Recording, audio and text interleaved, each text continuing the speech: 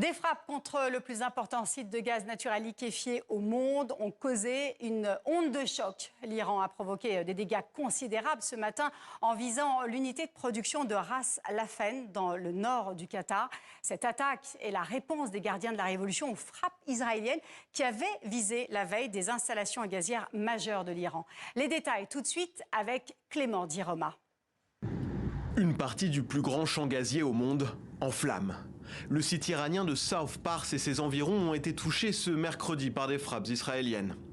Téhéran promet une vaste riposte contre les infrastructures énergétiques des pays voisins. C'est notre avertissement aux criminels qui ont attaqué nos installations dans le sud du pays. En conséquence, tous les sites de pétrole et de gaz de nos ennemis seront détruits en cendres dès que nous en aurons l'opportunité. Donald Trump a confirmé qu'Israël était à la manœuvre, mais dément le rôle de Washington dans ces frappes. Aucune autre attaque ne sera lancée par Israël contre ce gisement de South Pars. À moins que l'Iran ne décide d'attaquer un pays innocent comme le Qatar. Dans ce cas, les États-Unis feront exploser massivement le gisement de gaz de South Pars avec une puissance et une force que l'Iran n'a jamais vues. Ces dernières heures, les attaques contre les installations gazières et pétrolières du Golfe se multiplient. L'Iran a bombardé ce mercredi le complexe de Ras Laffan au Qatar. La production d'un cinquième de l'offre mondiale de gaz naturel liquéfié dépend d'une usine installée sur ce site.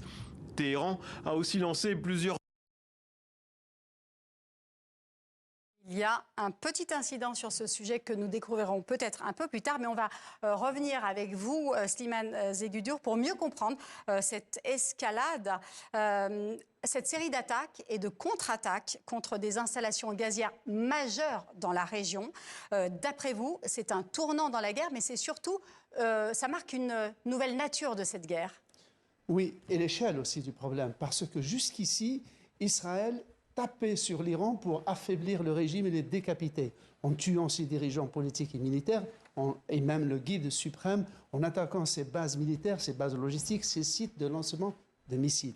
Or, en s'en prenant à un site civil, industriel, un champ gazien des plus importants du monde et aussi pour l'Iran, Israël ne précipite pas la fin du régime, mais la faillite de l'État iranien en tant qu'appareil institutionnel, en tant que pouvoir administratif, en tant que fournisseur de services publics. Car s'il n'y a pas de gaz, ça veut dire que l'État ne peut plus fournir les millions de foyers iraniens, qu'il ne peut plus faire tourner les centrales électriques, assurer les transports interrégionaux, ouvrir des hôpitaux, gérer des tas d'institutions. Ce qui veut dire la faillite de l'État iranien.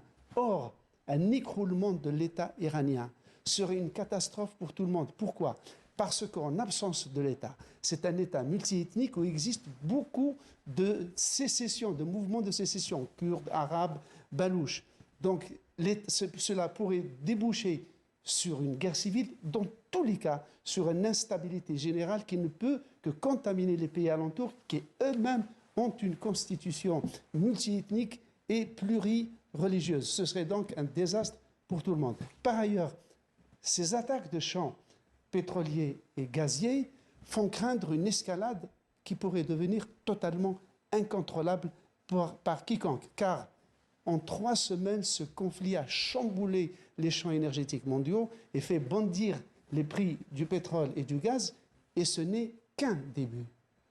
Donc, à Donald Trump qui voulait rassurer les Iraniens et les marchés en disant qu'Israël ne frapperait plus de sites gaziers en Iran. L'Iran a déjà répliqué, on l'a vu dans les sujets, en bombardant des sites contigus qatariens, en frappant des raffineries de pétrole en Arabie Saoudite. Et même, il y a quelques heures, un premier missile est tombé pour la première fois dans une raffinerie de pétrole en Israël, dans le nord, à Haïfa.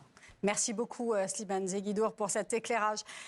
Et les frappes les plus intenses contre l'Iran seront menées aujourd'hui. Ce sont les menaces proférées par Pete Hegseth ce jeudi lors d'une conférence de presse. Le chef du Pentagone a également souligné n'avoir fixé ni calendrier ni délai pour la fin des opérations militaires américaines en Iran.